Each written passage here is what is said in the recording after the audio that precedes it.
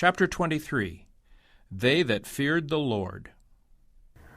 In Malachi 3:16, an opposite class is brought to view, a class that meet together not to find fault with God, but to speak of His glory and tell of His mercies.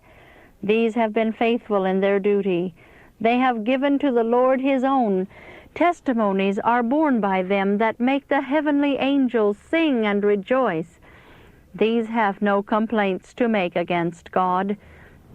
Those who walk in the light, who are faithful and true in doing their duty, are not heard complaining and finding fault.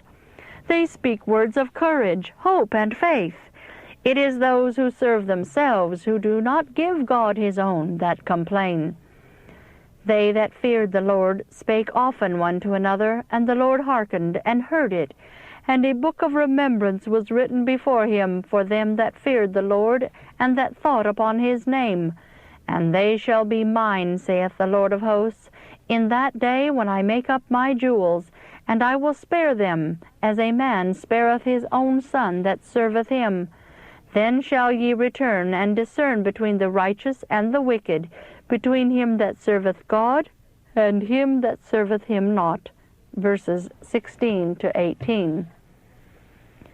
The reward of whole-souled liberality is the leading of mind and heart to a closer fellowship with the Spirit.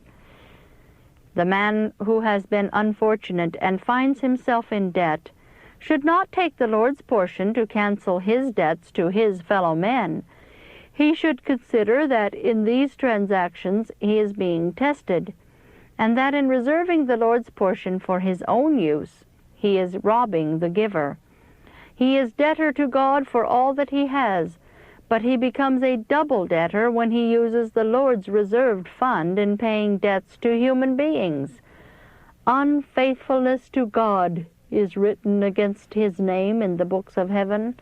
He has an account to settle with God for appropriating the Lord's means for his own convenience, and the want of principle shown in his misappropriation of God's means will be revealed in his management of other business matters. It will be seen in all matters connected with his own business. The man who will rob God is cultivating traits of character that will cut him off from admittance into the family of God above. A selfish use of riches proves one unfaithful to God, and unfits the steward of means for the higher trust of heaven. There are channels everywhere through which benevolence may flow. Needs are constantly arising. Missions are handicapped for want of means. These must be abandoned unless God's people awake to the true state of things. Wait not until your death to make your will, but dispose of your means while you live,